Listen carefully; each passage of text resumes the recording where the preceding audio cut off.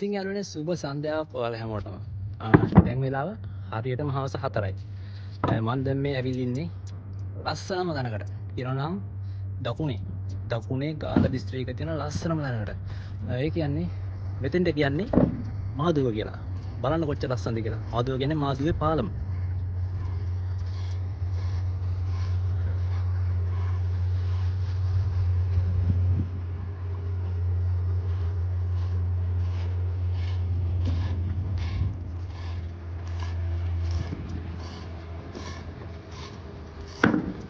ඉතින් මේ පාලම තමයි දකුණු ආසියාවේ තියෙන දිගම පාලම. කියන්නේ මේ පාලමෙන් ත්‍රිවිල් එකකට වගේ තමයි යන්න පුළුවන් ඉඩකඩ ප්‍රමාණයක් තියෙන්නේ. ඒත් මම හිතන්නේ දැන් ත්‍රිවිල් එකෙන් යන්නේ නැහැ. පාලමේ තියෙන අබලන් තත්ත්ව නිසා. මේ වෙනකොට පාලම මැද කියන්නේ අලුත් අඩියා කටයුතු කරනවා. මේ පාලමෙන් එහා තමයි මාදුව කියන්නේ. එතන වෙනම ගම්මානයක් කියනවා තියෙන්නේ. එහෙනම් අපි දැන් ගිහිල්ලා බලමු මේ ගම්මානට කොහොමද කියලා. ඇත්තටම මේ මට මේ පළ ලස්සනයි අය කියලා නිම කරන්න බෑ. බලන්නකෝ ඔයාලට පේනවනේ. මාරම ලස්සනයි. එහෙනම් අපි යන් දැන් මේ පාලෙමින් එහා පැත්තට පොඩ්ඩක් ගිහින් එන්න. පාලෙම මැද්දේ අලුත් අඩියා කටයුතු කරනවා. අපි ටිකක් ඉතින් ගිහිල්ලා බලමු.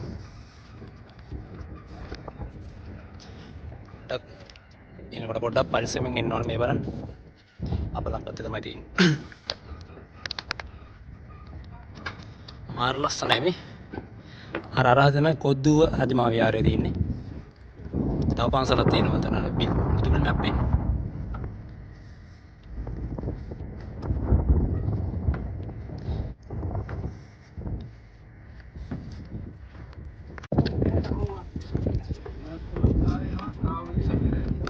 එයා විතර නපුලා නේද?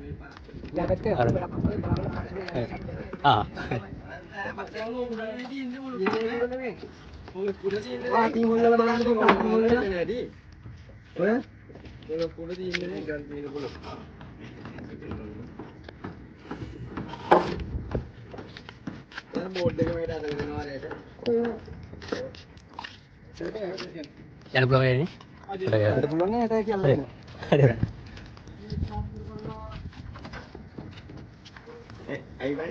Ada yang gitu. itu තමයි පාලමේ අලුත් වැඩියා කටයුතු කරන්නේ. පොඩ්ඩක් ඉතින් එන්න අමාරුයි. පොඩි ළමයි හිටියම යන්න බෑ. තනියම නම් ඉන්න පුළුවන්. දිගටම පාලම හදනවා. මේ හදන ඉතින් පාර හොඳයි. හරියේ දිගටම පාර හදනවා. ඔයාලට පිටුපැත්තෙන් පේනවනේ. දැන් මාදුවට එන්ට්‍රස් වෙන්නේ අන්න අතරින්.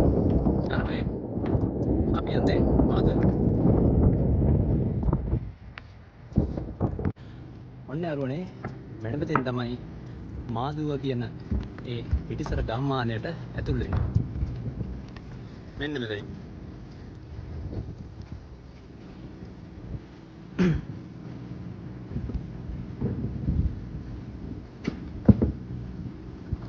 ආයෙත් ඔන්න එහෙනම් අපි මාදුවට ඇතුළු වුණා. මාර ලස්සනයි. පේනවද? එතන වෙනම ලස්සනක් තියෙනවා. මේ ජීවිත කාලෙට මම මේ පැත්තට ආවම. ඉතින් මං ආපු එක තනියම ආවේ නෑ. ඔයාලටත් පෙන්වන්න මම මේක වීඩියෝ කරලා අනිවාර්යෙන් හැමෝටම පෙන්නනවා. මේ පැත්තේ සම්පූර්ණයෙන්ම තියෙන්නේ මේ මොනවද මේ කඩුලාන වර්ග තමයි තියෙන්නේ. අපි නම් පොඩ්ඩක් අතට ගිහිල්ලා බලමු. දෙපැත්තම කැලෑව තියෙන්නේ. පොඩ්ඩක් ඉස්සරහට ගිහිල්ලා බලමු. මොන වගේ දේවල්ද තියෙන්නේ කියලා. පරණ ගෙයක්. ගෙයක් කියන්නේ ගෙදරකට හරි ඉඩමකට හරි යන ගේට්ටුවක් තියෙනවා. මාර ලස්සනයි නේද? ආයේ ස්වභාවික පැත්තෙන් නියමයි. ශ්‍රී ලංකාවේ තෙවන රැම්සාත් බිමට තමයි මේ මාතුගංග අයිති වෙන්නේ. මාතුගංග අභය භූමිය. මේකත් එක්තරා අභය භූමියක්.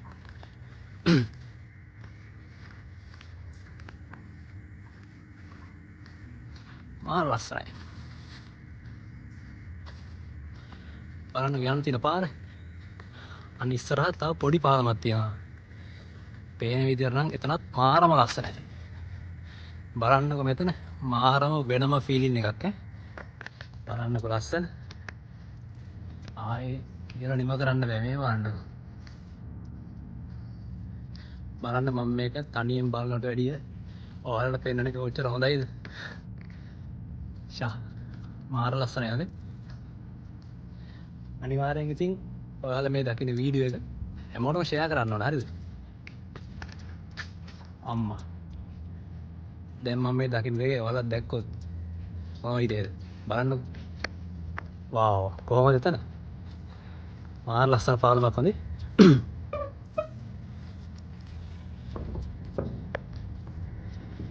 ෂා කොහොමද ලස්සන? මේ බලන්නකෝ. මේ ගස්වැල් එක්ක ආයේ පරිසරයට මේ ගස්වැල් මාරම ලස්සනක් දෙන්නේ.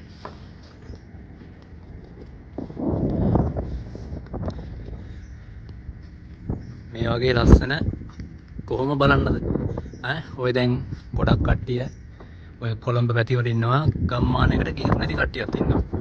බලන්න ඉතින් ඒ කට්ටිය මේ වගේ දෙයක් දැක්කොත් කොච්චර සතුටු වෙයිද?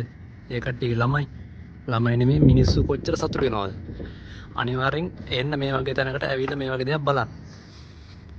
අනිවාර්යෙන් ඕන එන්න මේ වගේ දේවල් බලන්න. මාර ලස්සනයි ඒක. කියන්න අවශ්‍ය නැහැ. මගේ මේ කැමරා එකේ බැටරිය වැස්සා. ෆෝන් එකෙන්ම වීඩියෝ එක කරන්න උනායි. අපි යන් ටිකක් තව ඉස්සරහට. ටිකට තාප්පයක් තියෙනවානේ.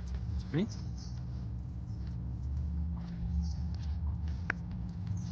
තමන්නේ. අපි යන් ඉස්සරහට ගිහිල්ලා බලමු. තියනනේ මට ඒ ගම්මානේ ඇතුළට යනකොට තව ලස්සන පන්සලක් හම්බුණා. මේ තියෙන්නේ පන්සල.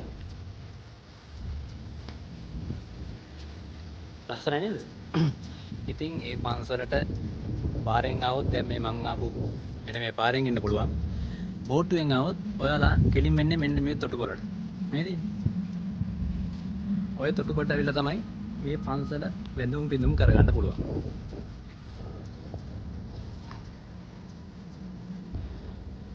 ඉතින් ඔයාලා අනිවාර්යෙන් එන්න. ඇවිත් බලන්න මාත් ලස්සන කරා. ඉතින් මෙතන මේ ගහලා තියෙනවා පන්සල් භූමියට අයිති තොටුපළේ. නිකරුණේ ගැවසීම, දුම්පානය කිරීම, සුරාපානය කිරීම, මසුන් මැරීම, ඉස්සන් කකුලන් මැරීම, දැල් දැමීම සපුරා තහනම්.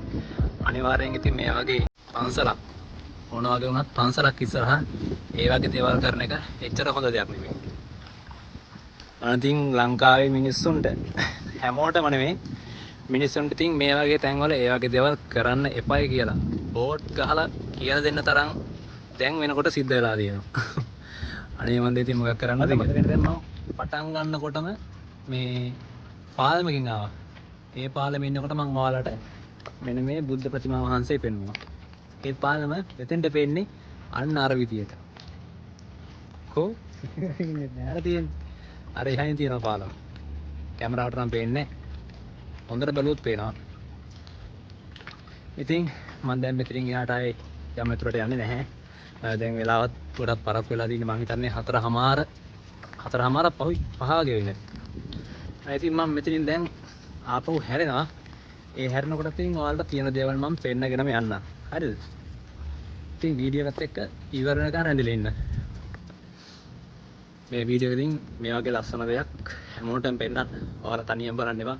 හැමෝටම ඔයාලගේ Facebook එකේ හැමතැනම පුළුවන් තරම් ෂෙයා කරන්න. හැමෝටම පෙන්නන්න. හරිද? එහෙනම් දැන් අපි යන් ආයේ හිරව් පැත්තටම. ඉතින් මොන ආයෙමත් යනකොට මේ ලස්සන පාලම හම්බුණා. මේක ලස්සන කියලා නිම කරන්න බෑ. මං මුලින් කිව්වනේ. අන්න තමයි බෝට්ටු ටිකක් යනවා. හරි. සංචාරකයන්ගේ හිත බැඳුනම තැනක් තමයි මේ මාදුගා කියන්නේ. ඉතින් මේ වගේ තැනක් බලන්න කවුද අකමැති?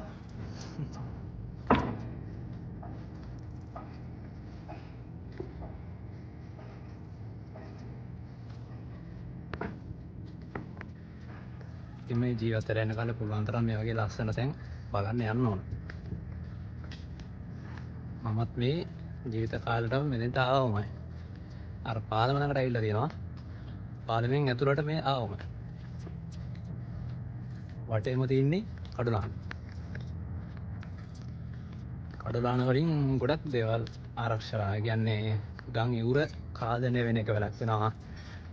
තව පුංචි මාළුන්ට ලොකු විලෝපික මාළුන්ගෙන් බේරෙන්න පුළුවන් හැංගෙන්න තැන් තියෙනවා.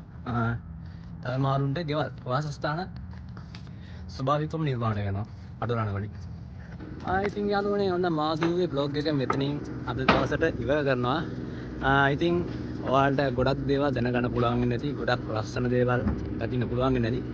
ඉතින් මම තව ඉස්සරහට මේ වගේ තව ලස්සන වටිනා වීඩියෝ ඔයාලට අරන් එනවා. ඉතින් ඔයාලා දැන් මගේ channel එක subscribe කරලා තියාගන්න. මේ වගේ ලස්සන දේවල් හැමෝටම දකින්න. මේ වීඩියෝ එක share කරන්න කියලා මම ඔයාලගෙන් ආදරෙන් ඉල්ලන ගමන් එහෙනම් මේ වීඩියෝ එක මෙතනින් නතර කරනවා. ඔයාලා හැමෝටම ජය වේවා.